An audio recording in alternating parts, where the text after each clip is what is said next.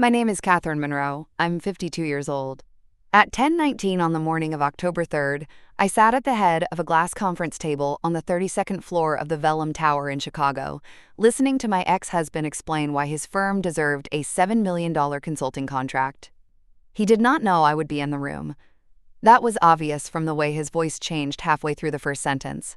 Elliot Monroe walked in wearing a navy suit I had once paid to have tailored, followed by two junior partners, a nervous analyst, and a woman named Brielle who was 29 years old, wore a white sheath dress, and had been his, quote, strategic associate long before she became the woman he left me for.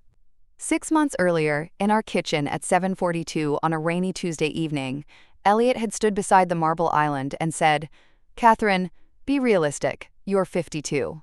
You're not going to start over. Women your age rebuild Pinterest boards, not lives." I had been holding a dish towel. He had been holding the future he thought he had stolen from me. Now he stood in a conference room, with his firm's proposal projected behind him, while the CEO of Hellberg Northstar, my new company, turned toward me and said, "Katherine, this decision is ultimately yours." Elliot looked at the CEO, then at me. Brielle stopped smiling. I didn't cry. I didn't scream. I just adjusted my reading glasses, looked down at the contract packet, and said, "Please continue, Mr. Monroe." Mr. Monroe, not Elliot, not my husband, not the man who thought my life ended when he stopped finding me useful. What he didn't know was that after he left, I had not fallen apart in the charmingly tragic way he expected. What he didn't know was that the career he said I had let go soft had been waiting for one phone call, one risk, and one woman who still remembered who I was before marriage made me smaller. What he didn't know was that his new boss had not called me ma'am because I was old. He had called me ma'am because I outranked everyone in that room. Before I tell you how I got there, tell me where in the world you're watching or listening from, and what time it is there. I always like knowing where these stories land, especially stories about women who were told they were past their prime by people who were terrified of seeing them begin again. If that kind of quiet power speaks to you, like this video and subscribe to Ultimate Revenge, because this is not a story about chasing a man who left. This is that story. I married Elliot Monroe when I was 34 and he was 36. We had met at a corporate leadership conference in Boston, in a hotel ballroom with terrible coffee and carpets patterned aggressively enough to cause headaches. I was working in strategic operations for a medical technology company then, leading cross-functional integration after acquisitions. Elliot was a rising consultant with a boutique advisory firm, charming, polished, fluent in the language of ambition. He approached me after a panel where I had challenged a speaker's growth assumptions. "I liked your question," he said, holding 2 coffees. Everyone else was applauding a fantasy. I took 1 cup. "That coffee better not be part of the fantasy." He smiled. "It is, but it's free." He made me laugh. That was the beginning. In those days, I was not yet someone people described as practical in the tone they use for furniture. I traveled 3 weeks a month. I presented to boards. I negotiated vendor exits at midnight from airport lounges. I wore black suits, red lipstick, and heels that sounded decisive on marble floors. I knew my numbers. I knew my worth. I knew how to sit at a table full of men and wait until the moment they had talked themselves into confusion, then ask the question that changed the room. Elliot admired that at first. He called me formidable. He said, "Katherine, you make indecision look expensive." I loved that line enough to remember exactly where we were when he said it. A seafood restaurant in Seattle, 9:12 at night, rain streaking the windows, a candle between us, his hand covering mine. For the first few years of our marriage, we were a team in the way ambitious couples like to imagine themselves as teams. 2 calendars, 2 suitcases, 1 mortgage, 1 set of polished holiday cards. We bought a 3-bedroom condo in Lincoln Park with wide windows and walnut floors. We hosted dinner parties where Elliot told stories and I made sure the food arrived hot, the wine was decent, and the guests with rival contracts were not seated side by side. Then his career accelerated. Mine paused. Not all at once. Life rarely takes things from women dramatically at first. It asks for one compromise, then calls the next one logical. When Elliot made partner at Brackett Sloan Advisory, he needed to travel more. When his mother had a stroke, I rearranged my schedule because my work was more flexible. When his firm began courting healthcare clients, he asked me not to compete in the same sector because it might create perception issues. When we tried to have children and failed, I underwent the appointments, hormone injections, procedures, losses, and silences, mostly alone because Elliot had client obligations in Dallas, Phoenix, and London. By 41, I had left my executive track role and taken a consulting position with less travel. Elliot said it was temporary. By 44, temporary had become convenient. By 47, convenient had become identity. People began introducing me as Elliot's wife before they mentioned my work. At charity events, men who had once asked for my opinion on integration risk now asked whether I still kept a hand in things. Women younger than me, bright and hungry, asked me how I had balanced career and marriage, as if balance were a trick I could explain, instead of a slow redistribution of weight no one else admitted they had placed on my back. Elliot changed too. The admiration softened into tolerance, then tolerance hardened into condescension. The first time I heard it clearly was at a dinner party at our condo 2 years before he left. Elliot had invited 4 partners, 2 clients, and Brielle, who had joined his firm that spring. She was 27 then, with glossy brown hair, quick laughter, and the specific hunger of someone who had learned powerful men like being studied. We were discussing a hospital system merger in Ohio. One of Elliot's clients mentioned post-acquisition integration failures. I said, most failures begin before closing. They overestimate operational compatibility and underestimate cultural resistance. Brielle tilted her head. That's interesting. Is that from something you worked on a while ago? A while ago, Elliot laughed before I answered. Katherine used to be deadly in those rooms, he said. Now she mostly keeps me honest when I'm being dramatic. Everyone chuckled. I smiled because the room expected me to, but something in me registered the word used. Used to. After dinner, while I loaded plates into the dishwasher, Elliot came up behind me and kissed the side of my neck. You were quiet tonight, he said. You corrected me in front of your colleagues. He opened a cabinet, took out a glass, and poured himself bourbon. I complimented you. You said I used to be deadly. He sipped. Katherine, don't parse affection like a contract. I closed the dishwasher. Maybe don't phrase affection like an obituary. He stared at me, then laughed. There she is. Not an apology, a performance review. The second time came at his firm's holiday party.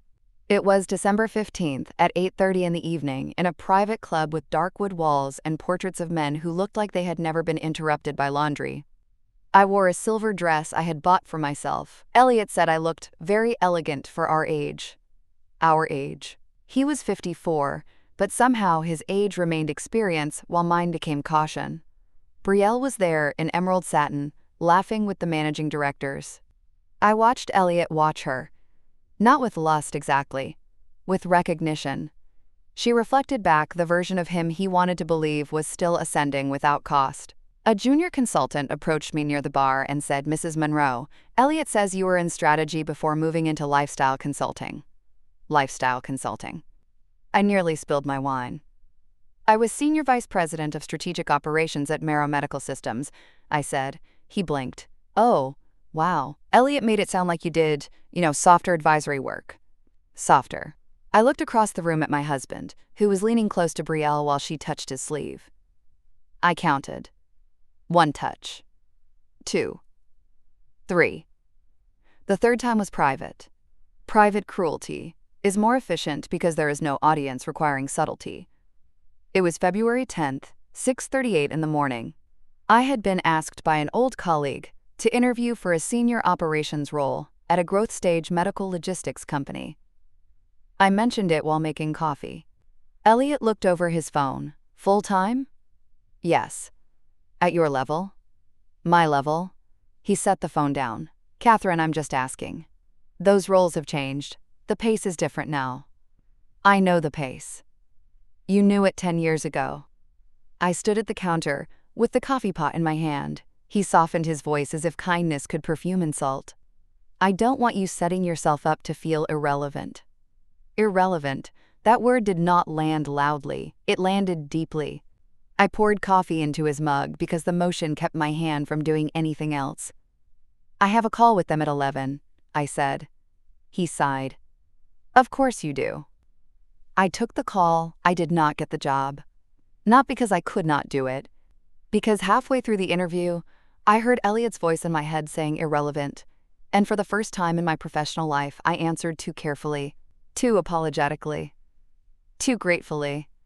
I sounded like someone asking permission to return to a room she had once run. They chose someone younger. Elliot did not say, I told you so.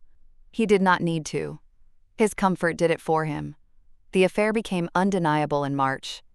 Not discovered dramatically. No lipstick on a collar. No hotel key card falling from a pocket. Just accumulation. Calendar gaps. Smiles at messages. A new gym membership he used mostly after work. A receipt from a jewelry store for a gold bracelet I never received. A photo on Brielle's social media, taken at a restaurant in River North, showing 2 wine glasses and the edge of a man's hand wearing Elliot's watch. I knew that watch. I had given it to him for our 10th anniversary. On April 2nd at 7:42 in the evening, Elliot told me he was leaving. Rain hit the kitchen windows. I had made roasted salmon because he had said he wanted to eat healthier. He did not sit down. I think we both know this hasn't been working, he said. I placed the serving spoon beside the rice. Do we? Katherine. There are ways men say your name when they want you to help them hurt you cleanly. He adjusted his cuffs. That old habit. Delay disguised as composure. I've changed, he said. Into someone dating Brielle? He flinched. Slightly. Then recovered. It's not about her. It never is, when it is. He looked tired, but not remorseful. That was important. He had rehearsed this conversation with himself until he could mistake fatigue for pain. Brielle makes me feel alive, he said. I looked at the salmon cooling on the counter. And I make you feel what? He did not answer. I helped him. Married. His mouth tightened. I don't want this to become ugly. No one ever does when they started it. He exhaled sharply. This is exactly what I mean. You've become hard. I turned toward him. No, I became observant. He walked to the window. Outside, traffic hissed on wet pavement. I'll be fair in the divorce, he said. You'll be comfortable. Comfortable. A word men use when they want women to accept smaller futures politely. And what will you be? I asked. He turned back. Honest. I almost smiled. Try again. That was when his face changed. The polished sadness dropped. I'm not the villain, because I don't want to spend the rest of my life being punished for outgrowing this. This marriage? This version of life. He gestured around the kitchen. You stopped. You know that, don't you? You stopped reaching, stopped risking, stopped being the woman I married. I stood very still. There are insults that hurt because they are false. There are others that hurt because they contain one fragment of truth someone weaponizes after helping create it. He continued. Be realistic. You're 52. You're not going to start over. Women your age rebuild Pinterest boards, not lives. The rain sounded louder then. I looked at him. At his expensive shirt. His silver hair at the temples.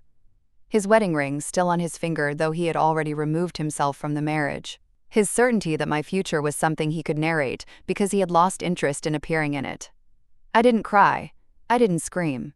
I just picked up the dish towel and folded it once, then again. Will you be staying here tonight? I asked. He blinked. No, I packed a bag. Good. Katherine. I placed the towel on the counter. Take the salmon if you want dinner. He stared at me, almost offended by the absence of collapse. Then he left. The door closed at 8:12. I stood in the kitchen until the apartment became quiet enough to hear the refrigerator hum. Then I threw the salmon away. Not because I was dramatic. Because I was no longer feeding a man who had called my life leftovers. The next morning I called my attorney, Mara Levin. Mara had handled a contract dispute for me years earlier. She was 58, wore black suits and bright red glasses, and had once told a judge, Your Honor, clarity is not aggression. I met her at 11:30 in her office overlooking the Chicago River. She listened to the outline without interrupting. Marriage, affair, Brielle, divorce, finances. Career pause, prenup, joint assets, condo. When I finished, she said, Do you want to destroy him? No. Good, that's expensive. I want what is fair. That is also expensive, but cleaner. Then she asked, and after? After what? After the legal work. Who are you going to be? The question irritated me. I'm here about divorce. No, Mara said. You're here because a man tried to convince you his departure was the end of your relevance. I can handle the divorce. You need to handle that lie. I looked out the window. The river was green-gray beneath the bridges. At 12:45, as I was leaving, Mara handed me a card. Call her. The card read, Diane Hallberg, Executive Chair, Hallberg Northstar. I recognized the name instantly. Diane Hallberg had founded one of the most respected healthcare infrastructure and logistics companies in the Midwest. She was known for acquiring underperforming service networks and turning them into disciplined, profitable systems. I had admired her for 20 years from a distance. Why would she talk to me? Mara raised an eyebrow. Because I told her she should have hired you 10 years ago. I almost laughed. That's not a reason. It is to Diane. I waited 3 days before calling. Not because I was busy, because fear, when it has been fed long enough, begins to sound like wisdom. On April 6th, at 9:05 in the morning, I sat at my dining table in running clothes. I had not run in and dialed the number. Diane's assistant answered. By 10:30, Diane herself called back. Katherine Monroe, she said. Mara says you're done wasting yourself. I sat straighter. That sounds like Mara. Is it true? What? Are you done? I looked at the kitchen where Elliot had told me women my age did not start over. Yes, I said. Then come see me tomorrow at 8. Diane's office occupied the top floor of the Vellum Tower. She was 66, tall, with silver hair cut sharply at her jaw, and a voice that made every sentence sound like it had already survived committee review. Her office was not warm, but it was beautiful. Pale wood, clean lines, a wall of windows, no family photos, one bronze sculpture of a woman walking into wind. She asked me no soft questions.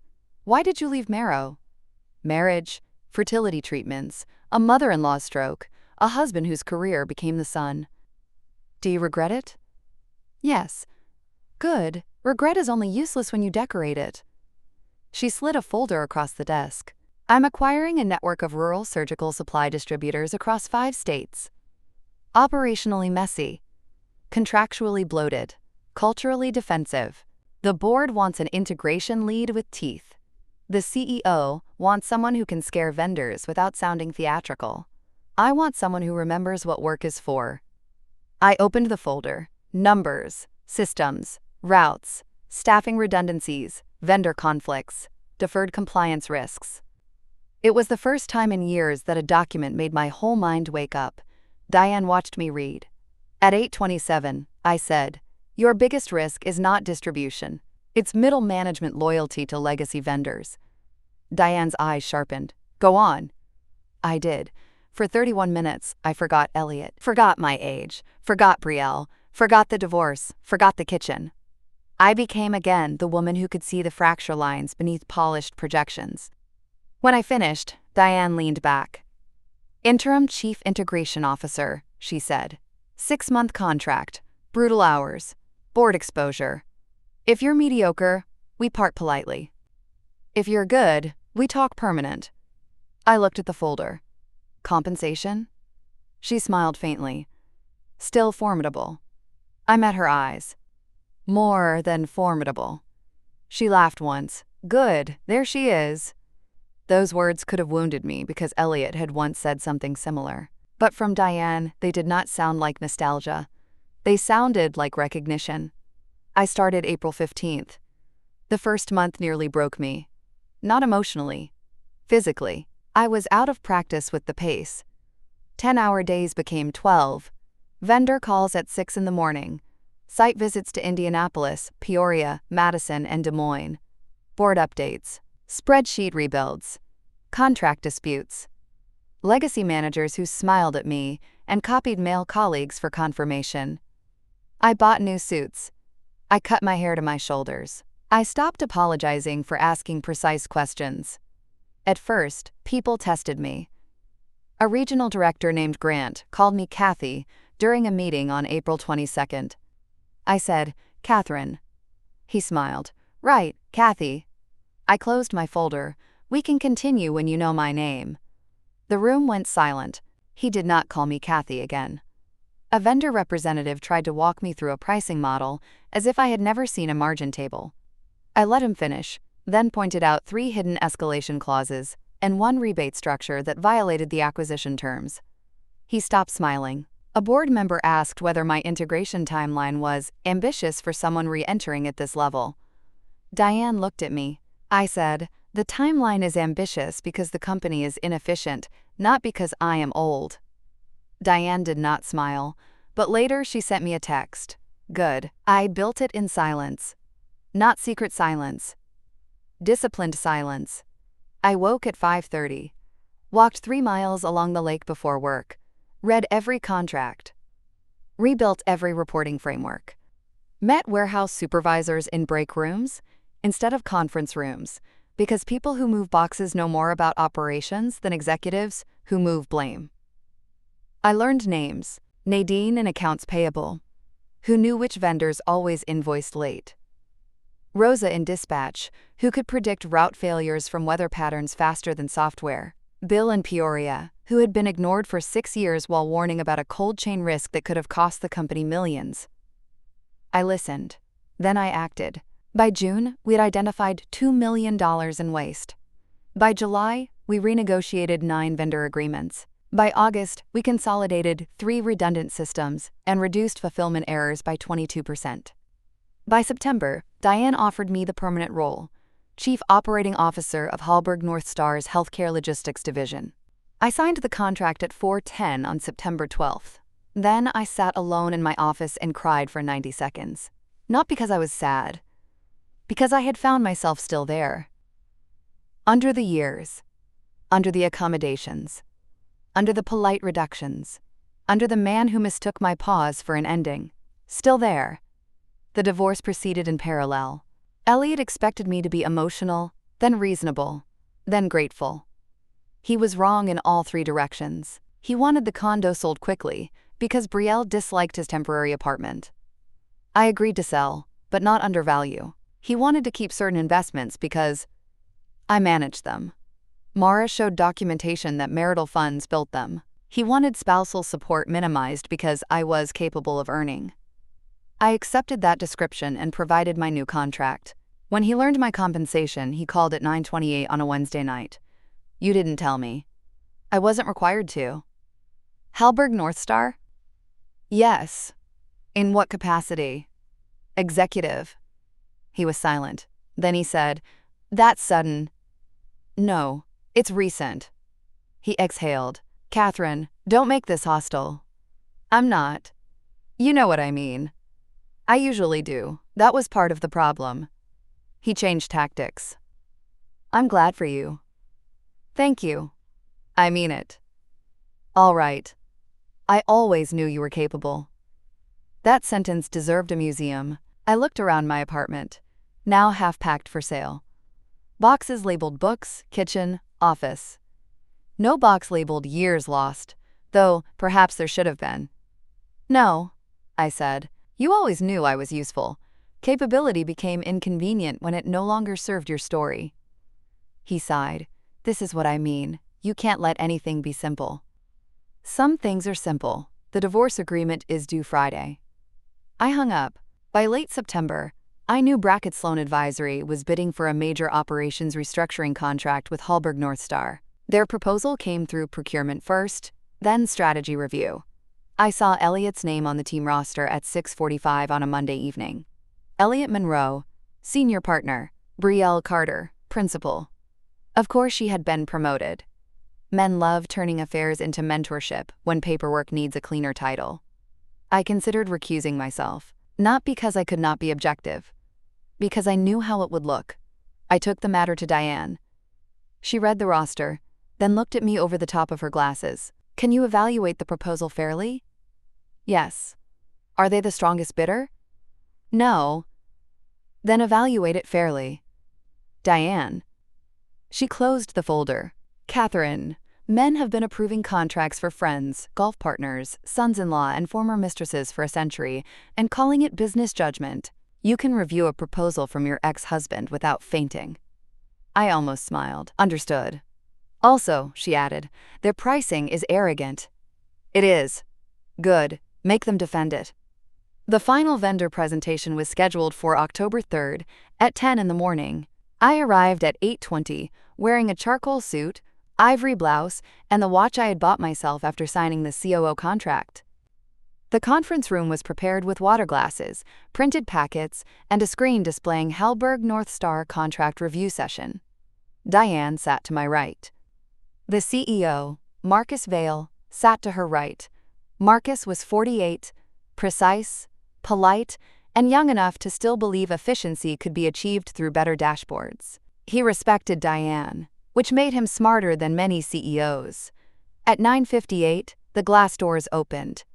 Elliot entered first. He had always entered rooms well. Shoulders back, slight smile, warm eye contact, enough confidence to make strangers assume preparation. Then he saw me.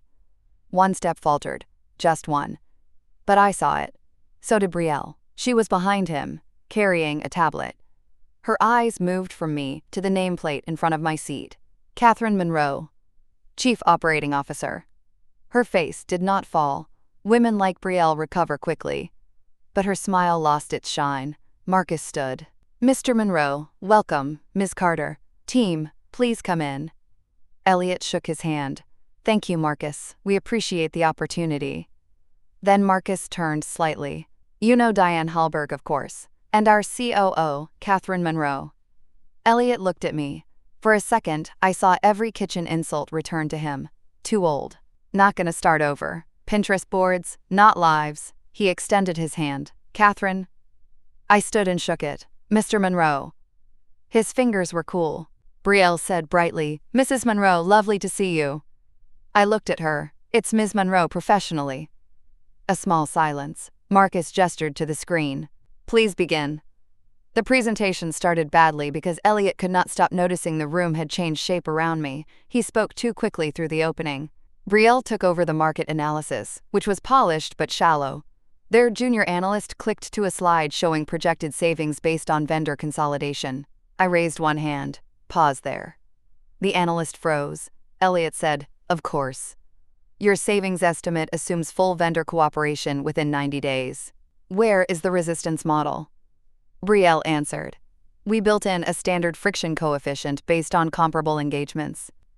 Comparable to which rural surgical supply networks? She blinked. Elliot stepped in. Katherine, we can provide detailed assumptions in the appendix. I read the appendix. That's why I'm asking. Diane looked down at her notes. I suspect she was hiding a smile. Elliot adjusted his cuff. The model is directional. Then the projected savings should be labeled directional, not guaranteed. Marcus made a note. Brielle's jaw tightened. The presentation continued. At slide 12, they proposed a leadership restructuring that would remove 3 regional managers and centralize decision authority in Chicago. I asked whether they had interviewed warehouse supervisors. They had not. I asked whether they had reviewed the Peoria cold chain audit. They had not. I asked whether they knew why the Madison vendor contract contained emergency override provisions. They did not. Elliot recovered some ground near the end with a decent risk framework. He had always been good at framing problems after someone else found them. Then he made his mistake. At 10:56, he said, What Hellberg North Star needs here is not just operational discipline, it needs cultural modernization. Some legacy employees are emotionally attached to outdated processes. I looked at him. Emotionally attached. He nodded, gaining confidence. Yes. In transformations like this, you often find that people who were once effective become blockers because the company outgrows their way of working. The room went still. I could feel Diane turn toward me slightly. Elliot realized 1 second too late that he had walked into his own language. I folded my hands. Mr. Monroe, are you suggesting experience is a liability? No, not at all. Are you suggesting institutional memory should be discounted when it complicates a transformation narrative? Of course not. Then be specific. Which outdated processes? Which employees? Which measurable blockers? Because if your recommendation is based on age, tenure, or discomfort with people who remember why systems exist, this proposal is not merely incomplete. It is risky. Marcus leaned back. Brielle looked at Elliot. Elliot's face reddened slightly. What I meant, he said, is that transformation requires forward momentum. Momentum without memory is just speed, I said. No one spoke. Short sentences can do that when they arrive with receipts. At 11:14, the presentation ended. Marcus thanked them and said procurement would follow up. Elliot began packing his papers with hands that were almost steady. Brielle whispered something to him. He shook his head once. Then Marcus turned toward me. Katherine, this decision is ultimately yours. What's your recommendation? Elliot stopped packing. There it was. The moment. Not dramatic, not cinematic in the way movies would frame it. No thunder, no music. Just a corporate conference room, a cooling pot of coffee, and a man realizing the woman he had discarded now stood between him and a contract he needed. I looked down at the evaluation sheet. Brackett Sloan's pricing was 23% above the strongest competitor. Their model was under-researched. Their assumptions were generic. Their team had failed to interview key operators. Their proposal relied too heavily on executive-level narratives and too lightly on ground-level data. Even if Elliot had been a stranger, I would have declined it. That mattered. Revenge without integrity is just a different costume for damage. My recommendation, I said, is that we do not advance Brackett Sloan to final negotiation. Brielle inhaled quietly. Elliot looked at Marcus. Marcus looked at me. Rationale?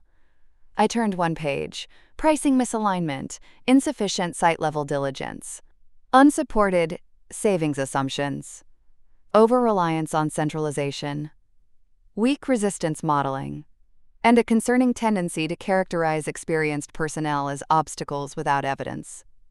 Diane said, I agree. Marcus nodded. Then that's the decision. Elliot's face went pale. He looked at me, and for one strange second, I saw not arrogance but disbelief. Not that I had refused him.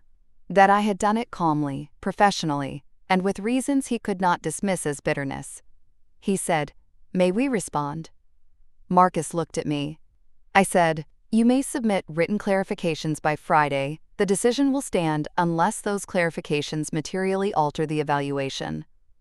Elliot swallowed. Understood. The meeting adjourned at 11:22. As the Brackett Sloan team filed out, Brielle paused near me. She smiled, but her eyes were sharp. Well, this must feel satisfying. I looked at her. No. She seemed disappointed. Really? Really? She lowered her voice. You know, Elliot said you stepped back from your career by choice. I did. That startled her, I continued. What he left out was how often women are praised for choosing things they were slowly trained to accept. Something flickered across her face. For the first time, she looked less like my replacement and more like a younger woman standing near a machine she did not yet understand. Good luck, Brielle, I said. She left without answering. Elliot was waiting outside the conference room near the elevators. Of course he was. I could have walked past him. Instead, I stopped. Katherine, he said. Mr. Monroe. He flinched. Can we speak privately? This is private enough. People moved through the hallway at a distance. Assistants. Analysts. A man carrying coffee. Ordinary work continuing around an extraordinary reversal. He lowered his voice. You didn't have to do that. Decline your proposal? Humiliate me. I looked at him carefully. You presented a weak proposal. I asked standard questions. The room heard your answers. You know what this contract meant. Yes. Then you should have recused yourself. I disclosed the conflict. Diane and Marcus approved my review. If your proposal had been strong, I would have recommended it. He laughed once, bitterly. Come on. I tilted my head. You still think my decisions are emotional because that makes them easier for you to dismiss. His mouth tightened. This new version of you is impressive. She isn't new. He looked away. For the first time in months, Elliot Monroe had no polished sentence ready. Then he said quietly, "I was cruel." I waited. "In the kitchen, about your age, starting over, all of it." "Yes." I said it because I needed you to seem smaller than what I was doing. That was the most honest thing he had said to me in years. I felt it enter the air between us, not healing, but naming. "Thank you for saying that." He looked relieved too quickly. "Does that mean?" "No." The relief vanished. "No, what?" "No, this does not become a doorway." His eyes dropped. "I know." But he had not known. Not fully. Some part of him still believed confession could purchase softness. I adjusted the folder in my arms. "Elliot, you told me I could not start over because you needed to believe leaving me was not abandonment. You needed it to be an upgrade. A natural transition. A man moving forward while a woman stayed behind where age had placed her." He said nothing. "You were wrong. I know that now. I knew it before you did."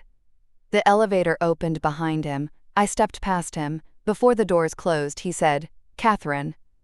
I looked up. He seemed older, not because of his face, because certainty had left him. "I'm sorry."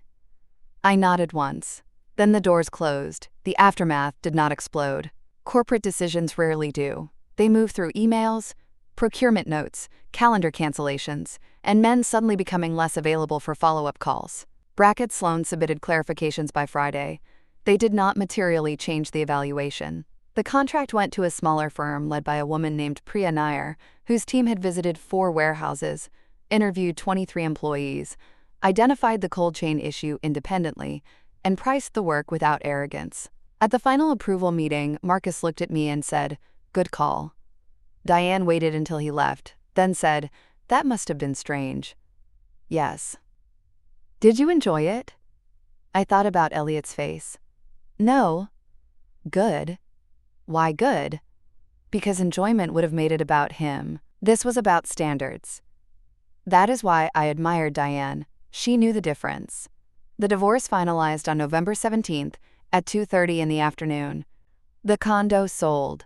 The assets were divided. I kept my retirement accounts, my grandmother's desk, the art I had bought before marriage, and the red Le Creuset Dutch oven Elliot had always said was too heavy. He kept his watches, his suits, his wine collection, and whatever story helped him sleep. Brielle did not stay with him. I learned that through Mara, who heard it through another attorney, which is how certain truths travel among professional women, who pretend not to gossip but absolutely do. Brielle accepted a position in New York in December. Elliot remained at Sloan, though his standing weakened after losing the Halberg North Star bid. I did not celebrate. I bought myself flowers. Not roses. White tulips. They sat on my dining table in my new apartment, a 2-bedroom place overlooking Lake Michigan, with pale walls, clean lines, and nothing in it chosen to impress Elliot's colleagues. On Thanksgiving, I ate dinner with Mara, Diane, and 3 other women who had complicated histories and excellent stories. We ordered too much food from a restaurant because none of us wanted to perform domestic gratitude for people who had confused our labor with love. At 8:15, Diane raised a glass. "To starting over," she said. Mara added, "At any age." I looked around the table. Women in their 50s, 60s, one in her 70s. Not finished, not fading, not rebuilding Pinterest boards, building lives. I thought I would feel lonely after divorce. Sometimes I did. Loneliness arrived in small, practical moments. When a jar lid was stuck. When a show we used to watch released a new season. When I woke from a dream where Elliot was still in the next room and had to remember he was not. But there was another feeling too, one I had not expected. Space. Not emptiness. Space. Space in the closet. Space in the calendar. Space in my own mind, where I no longer rehearsed how to phrase a thought so Elliot would not call it harsh. Space to work late because I wanted to, not because I was avoiding a cold dinner with a colder man. Space to remember that my ambition had not died. It had been waiting for quiet. In January, Halberg North Star announced the integration results publicly. Savings exceeded forecast. Fulfillment reliability improved. Vendor costs dropped. Employee retention was higher than expected because we had listened before cutting. Diane asked me to speak at the annual leadership summit in February. The ballroom was full. Executives, directors, managers, some of the warehouse supervisors I had insisted on inviting. I stood at the podium at 9:10 in the morning wearing a black suit and the red lipstick I had stopped wearing during the years Elliot said it looked severe. I looked out at the room. Then I said, "Transformation is not about erasing what came before. It is about knowing what to carry, what to repair, and what to release." I had meant the company. I had also meant myself. Afterward, a woman in her late 40s approached me. She wore a blue blazer and held a notebook pressed to her chest. "Ms. Monroe," she said, "can I ask you something?" "Of course." "How did you come back after stepping away?" There it was. The question, beneath many women's questions. How did you return to a room that moved on without you? I could have given a polished answer about networks, skills, confidence, and preparation. All of that would have been true. Instead, I said, I stopped asking whether the door was still open and started checking whether I had the keys. She wrote that down. I hope she uses it. Elliot sent one email in March. "Katherine, I saw the Hallberg announcement. You should be proud. I know I have no right to say it, but I am. I hope you're well. Elliot." I read it at 7:20 in the morning with coffee by the window. Then I archived it. No response. Not because I hated him. Because some messages are not invitations. They are receipts from a past life confirming delivery. A year after Elliot left, I returned to Boston for a leadership conference in the same hotel where we had met. The carpet had been replaced, thankfully. The coffee remained terrible. I spoke on a panel about post-acquisition integration. During the Q&A, a young man asked a long question that was mostly a speech. The audience shifted impatiently. When he finished, I smiled and said, "I'll answer the useful part." The room laughed, not at me, with me. After the panel, I stood near the window, looking out at the city. For a moment, I saw my 34-year-old self approaching a coffee table, ambitious and amused, unaware of all she would give away slowly in the name of love. I did not pity her. She had done the best she could with the information and longing she had, but I wanted to tell her one thing. Do not confuse being chosen with being seen. Elliot had chosen me when I was formidable. He stopped seeing me when my strength no longer reflected his ambition back at him. That was not aging, that was convenience. People love to tell women that time takes their power. It does not. Time takes illusions, skin tightness, certain kinds of tolerance, the need to laugh at jokes that cut you, the willingness to explain your resume to people who already decided your relevance expired. Time can take the wrong things, yes. But if you let it, it also takes fear. At 52, I did not become young again. That was never the goal. I became current, present, awake in my own life. There is a dignity in beginning again, without pretending you are beginning from scratch. I did not have the energy of 29. I had something better. Evidence. I knew what I could survive. I knew what I would no longer trade. I knew how to sit quietly while someone underestimated me and let the room teach them. If you are listening to this after someone told you it was too late, too risky, too embarrassing, too unrealistic, or too much at your age, I want you to hear me. They may be describing their imagination, not your future. You are allowed to restart without making it look inspirational for other people. You are allowed to be awkward at first. You are allowed to be rusty. You are allowed to be angry, then focused. You are allowed to build a life that makes the person who mocked you realize they were never the author. Sometimes the best revenge is not becoming younger, prettier, louder, or crueler. Sometimes it is walking into a room at your actual age, with your actual name on the agenda, and watching the man who called you finished wait for your decision. Thank you for spending this time with me and with Katherine Monroe's story here on Ultimate Revenge. Stories like this are for every woman who has ever been told she was too old, too tired, too late, or too ordinary to begin again. If this story found you at the right moment, I hope you remember that starting over does not require permission from the person who benefited from you staying small. Follow Ultimate Revenge for more stories about women who were underestimated, betrayed, and quietly took their power back. So tell me, if someone told you that you were too old to start over, what would you build first, just to prove to yourself that they were wrong?